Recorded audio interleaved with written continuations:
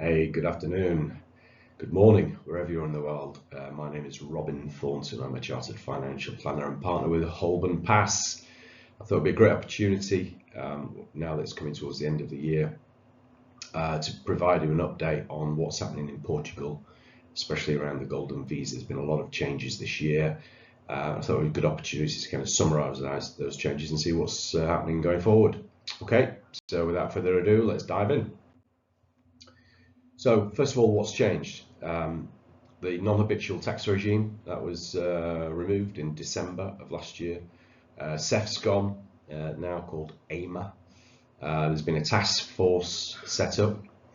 The time to citizenship and PR has been reduced, and there's plenty of other investment options that are still live and working as well. So we're going to dive into those. Shouldn't take too long. So first of all, changes to NHR.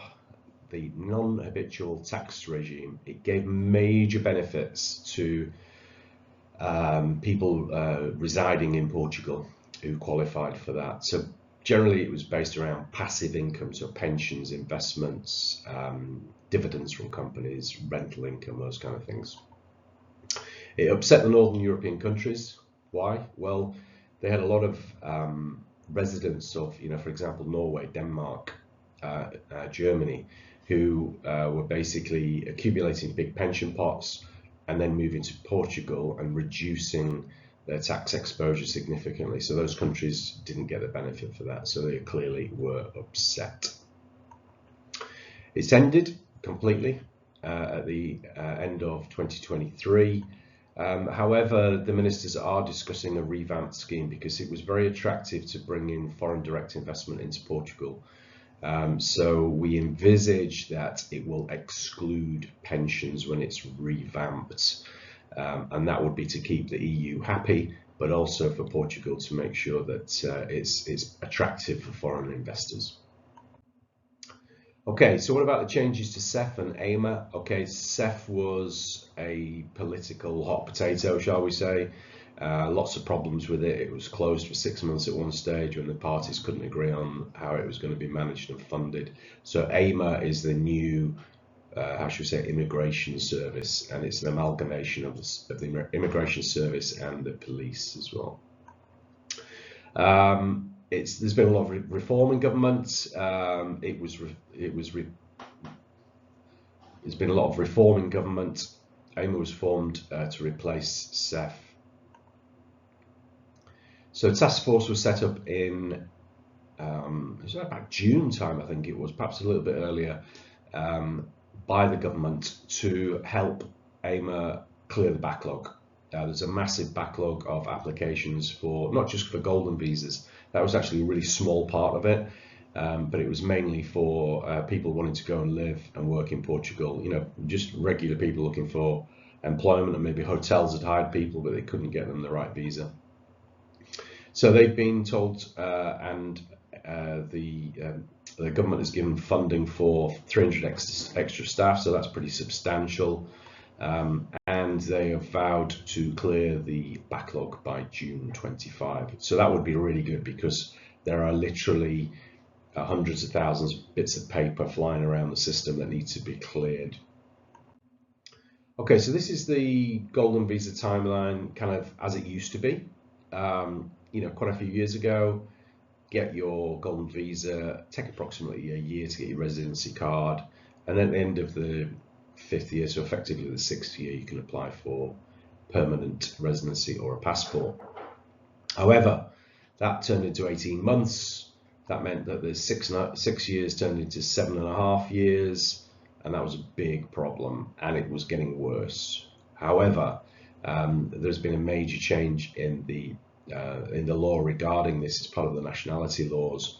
So now the kind of clock starts ticking from when you make your application. So even though you haven't been even approved or got your residency cards, it means that the time delay to getting citizenship has now come right down. So this bit changes into 5 years where it was originally. So that's a major plus. It also incentivizes the department at AIMA particularly to provide a better level of service and clear the backlog. Okay, so investment options are still open. The two kind of most popular ones, certainly that we have on our books, is still the Royal Obidos Golf Resort and Spa at 399. So it's a great opportunity. That is an investment. After 6 years, 5-6 years, you will get your investment back plus a return. So you're going to get 500,000 repaid.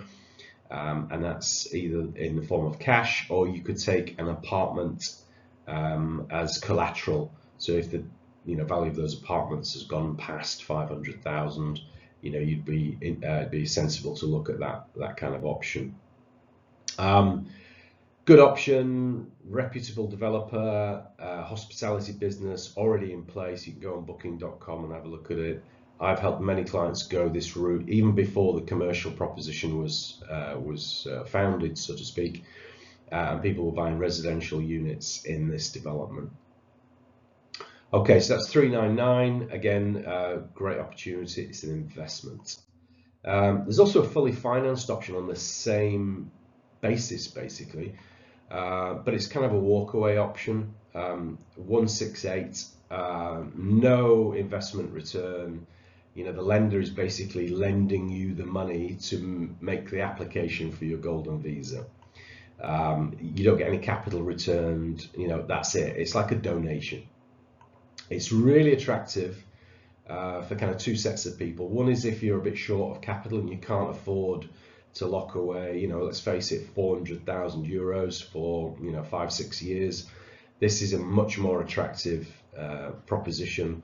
So 168, and you literally just walk away. Now bear in mind there are some government fees on top of that, and I can provide you with a full illustration of those and the costs of renewal as well. And in fact, one of the positives out of last year, which I haven't really mentioned here, is the cost of renewals has dropped significantly as well. Actually, that's gone down by 90%. Down to like 83 or 86 euros every 2 years. So it's nothing. It's also good if people are considering the donation routes and the Caribbean options. So the donation route to arts and sciences for Portugal is 250,000 euros. And some of the Caribbean passport options are around about the $200,000 mark. So it's really attractive if someone's considering that. Okay, I'm sure you've got loads of questions. Comments box below. You should be able to post a comment there, book a meeting with me at any time. These are my contact details. Robin@robinthornton.com. My phone number there. I live here in southern Spain, so I'm very used to dealing with the Portuguese, Spanish, the whole kind of cross-border tax planning and financial advice. I am a partner at Holborn Pass, and I am also a chartered financial planner. So anything to do with financial planning and global mobility really in this day and age, please reach out and contact me. Okay, so have a great day. Take care. Bye-bye.